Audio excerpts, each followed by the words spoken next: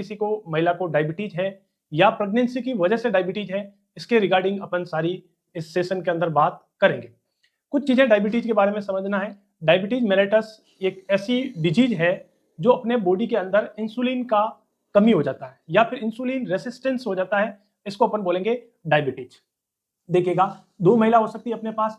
एक महिला पहले से ही डायबिटीज है और प्रेगनेंसी कंसीव कर रही है, एक महिला डायबिटीज उसको प्रेगनेंसी कंसीव करने के बाद में हो गया, जिसको अपन बोलते हैं जेस्टेशनल डायबिटीज। और पहला यदि महिला को डायबिटीज हो रखा है उसको बोलते हैं ओवर्ट डायबिटीज। ओवर्ट डायबिटीज का मतलब महिला को प्रेगनेंसी से पहले भी डायबिटीज था और डायबिटीज के साथ जो है उसने प्रेगनेंसी कंसीव की है। जेस्टेशनल डायबिटीज का मतलब हो गया प्रेगनेंसी के अंदर इंसुलिन का रेसिस्टेंस होता है, ये ज्यादा रिस्क रहती है सेकंड ट्राइमेस्टर के अंदर, तो उसको अपन बोलेंगे जेस्टेशनल डायबिटीज। देखो, इंसुलिन जो है वो अपने पेंक्रियाज से, पेंक्रियाज की बीटा सेल जो है आइसोलेट ऑफ लैंगरहैंस, यहाँ से इंसुलिन सिक्रेट होता है और इंसुलिन का काम होता है ब्लड शुगर लेवल को सेल और टिश्यू तक पहुंचाना। और ये सिर्फ उसको एनर्जी को यूटिलाइज नहीं करवाएगा, सिर्फ उस ग्लूकोज को अंदर तक पहुंचाएगा, फिर जो है बॉडी इसका क्या करेगी, यूटिलाइज करेगी।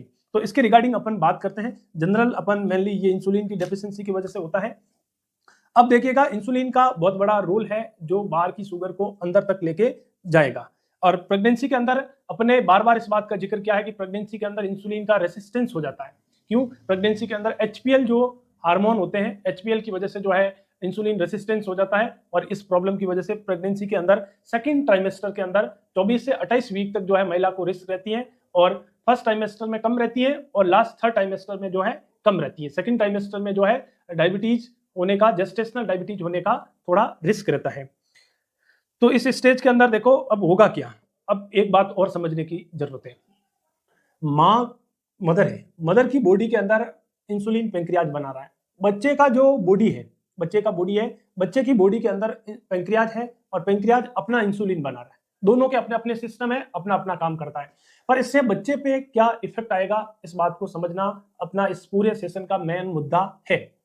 सबसे पहली बात ये समझने की जरूरत है कि माँ का जो इंसुलिन है वो प्लेसेंटा बैरियल को क्रॉस करके बच्चे में नहीं जा सकता। इंसुलिन जो है वो प्लेसेंटा बैरियल को क्रॉस नहीं करता है, तो माँ का इंसुलिन बच्चे में नहीं जाएगा। एक बात तो ये समझ में आ गई। सेकंड बात ये है, अब माँ के ब्लड के अंदर ब्लड शुगर लेवल ज्यादा है, तो माँ का ब्लड शुगर लेवल ज्यादा है तो शुगर जो है वो एक्टिवली जो है मदर के अंदर, मदर से बच्चे के अंदर प्लेसेंटा बैरियल को क्रॉस कर जाएगी और बच्चे के अंदर चली जाएगी।